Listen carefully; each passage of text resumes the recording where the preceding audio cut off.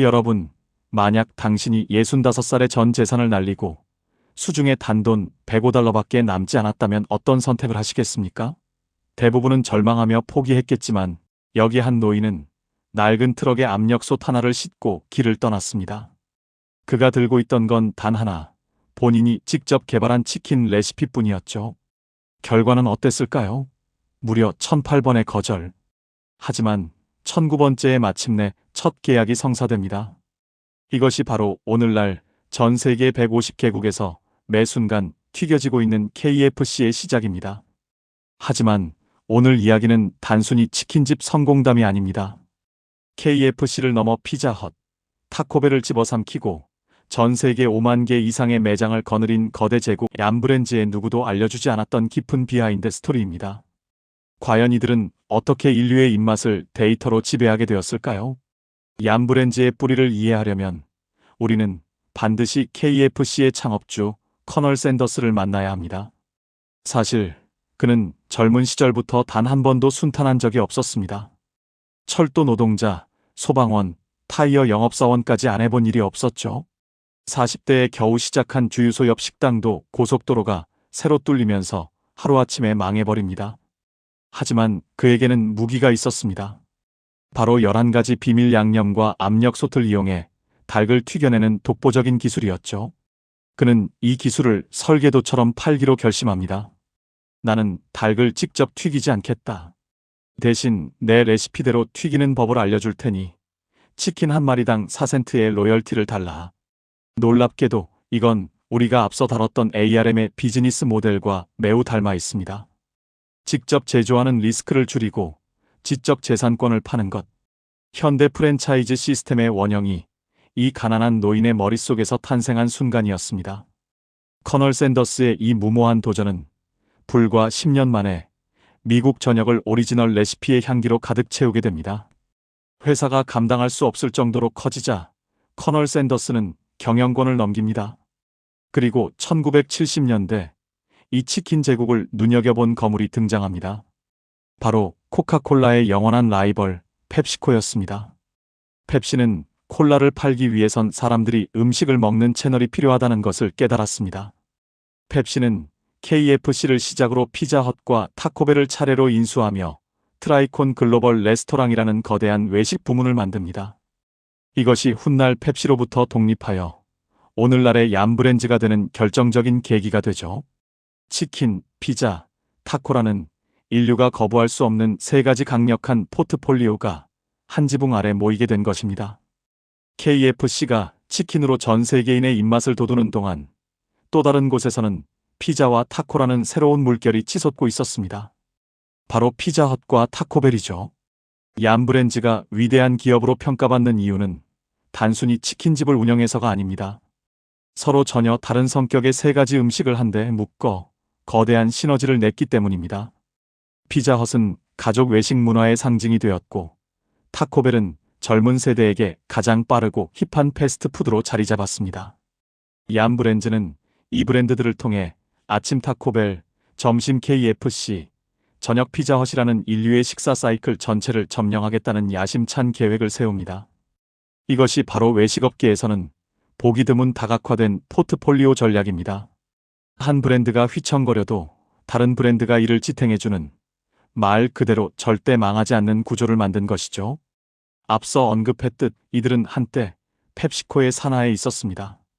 하지만 1997년 중요한 전환점을 맞이합니다. 펩시코가 음료 사업에만 집중하기로 하면서 외식 부문을 분사시킨 것이죠. 당시 사람들은 우려했습니다. 거대 모기업의 지원 없이 이 브랜드들이 독자적으로 생존할 수 있을까? 하지만 이것은 얌브렌즈에게 엄청난 기회였습니다. 펩시코 시절에는 콜라를 팔기 위한 수단으로 매장이 운영되었다면 이제는 오직 외식 경험의 질에만 모든 에너지를 쏟을 수 있게 된 것입니다. 이들은 회사 이름을 얌브렌즈로 바꾸고 전 세계 시장을 향해 공격적인 확장을 시작합니다.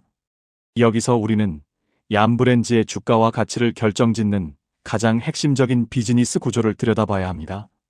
얌브렌즈는 전 세계에 5만 개가 넘는 매장을 가지고 있지만 놀랍게도 그중 본사가 직접 운영하는 매장은 2%도 채 되지 않습니다. 나머지 98%는 모두 전 세계 현지 파트너들이 운영하는 프랜차이즈 매장입니다. 이게 왜 중요할까요? 인건비가 오르든 원자재 가격이 뛰든 임대료가 상승하든 본사는 그 리스크를 직접 짊어지지 않습니다. 대신 전 세계에서 발생하는 매출의 일정 부분을 로열티라는 이름으로 매일매일 걷어들입니다. 얌브랜즈는 사실상 전 세계 외식 시장의 인프라를 빌려주고 임대료를 받는 부동산 임대업이나 지식재산권 사업에 가깝습니다. 경기가 좋을 때나 나쁠 때나 사람들이 밥을 먹는 한 얌브랜즈의 금고에는 현금이 쌓일 수밖에 없는 구조인 것이죠. 많은 미국 기업들이 거대한 중국 시장의 문을 두드렸다가 쓴맛을 보고 돌아갔습니다. 하지만 얌브랜즈는 다릅니다. 이들은 중국에서 가장 성공한 외국 외식 기업으로 불리며 한때 중국 내 전체 외식 시장 수익의 상당 부분을 독식하기도 했습니다.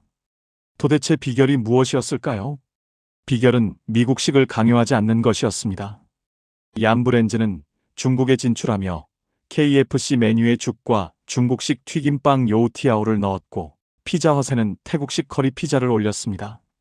우리는 미국 음식을 파는 게 아니라 그 나라 사람들이 가장 편하게 먹을 수 있는 최고의 한 끼를 판다는 철학이었죠. 이러한 현지화는 단순한 메뉴 추가를 넘어 물류 시스템 전반을 중국 현지에 맞게 통째로 새로 구축하는 집요함으로 이어졌습니다. 덕분에 얌브랜즈는 중국 내에서 미국 브랜드가 아닌 우리 동네에서 가장 믿고 먹을 수 있는 식당이라는 이미지를 구축하는 데 성공합니다. 우리는 흔히 KFC나 피자헛을 아날로그적인 식당으로만 생각합니다. 하지만 얌브랜즈의 내면을 들여다보면 이 회사가 왜 1년 후에도 10년 후에도 유효한 투자처인지 알 수 있습니다. 이들은 스스로를 테크 기반의 리테일 기업이라 정의하기 시작했습니다.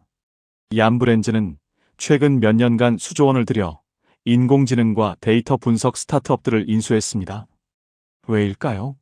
전 세계 5만 개의 매장에서 발생하는 주문 데이터를 분석해 소비자가 어떤 날씨에 어떤 메뉴를 시킬지, 어느 지역 매장의 재고가 부족할지를 1분 단위로 예측하기 위해서입니다. 예를 들어 특정 지역에 비가 오면 배달 주문이 급증할 것을 미리 알고 주방의 조리 속도를 조절하거나 타코벨의 할인 쿠폰을 앱으로 즉시 발송하는 식입니다.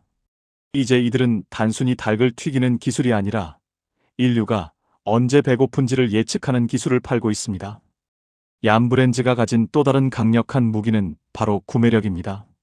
전 세계 150개국의 매장이 있다는 것은 전 세계에서 가장 많은 닭고기와 밀가루, 치즈를 사는 큰손이라는 뜻입니다. 이는 원자재 가격이 요동치는 인플레이션 시대에 엄청난 방어 기제가 됩니다. 어떤 작은 치킨집도 얌브랜즈보다 싸게 생닭을 공급받을 수 없습니다.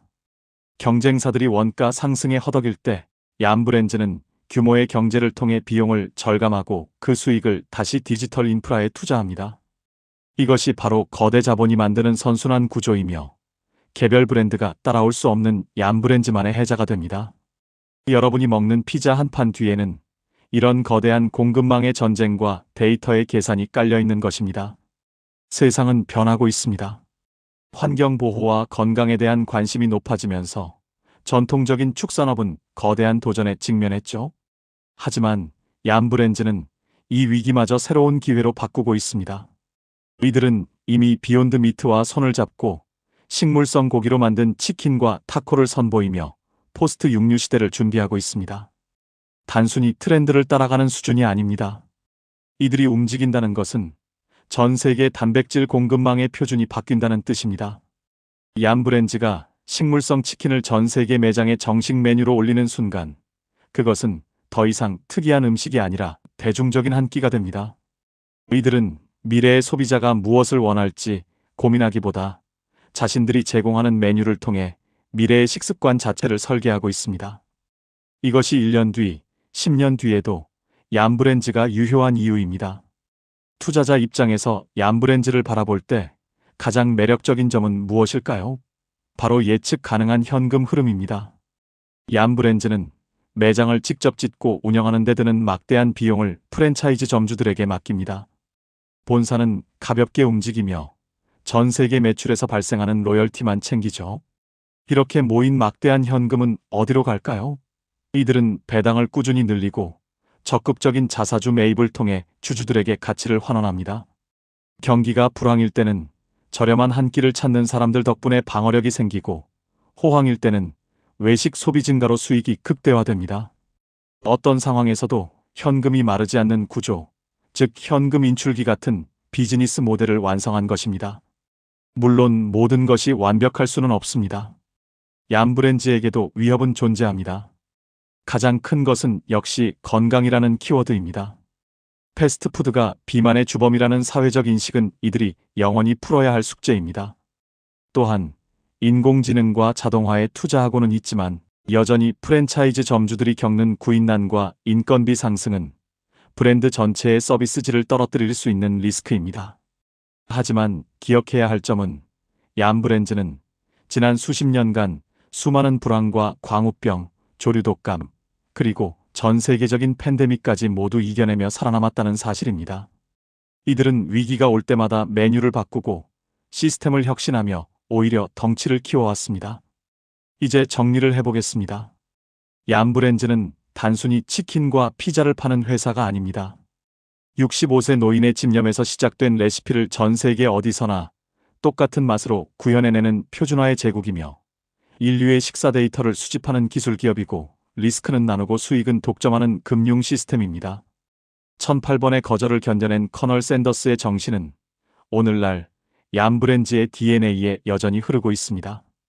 여러분이 오늘 길거리에서 마주치는 그 빨간색 KFC 로고는 단순한 간판이 아니라 수십 년간 쌓아 올린 견고한 자본의 성벽입니다. 내일의 식탁이 어떻게 변하든 얌브랜즈는 여전히 그곳에서 우리에게 무엇을 먹을지 제안하고 있을 것입니다. 과연 이 외식 제국의 다음 영토는 어디가 될까요? 그리고 여러분은 이 거대한 시스템의 파트너가 될 준비가 되셨나요?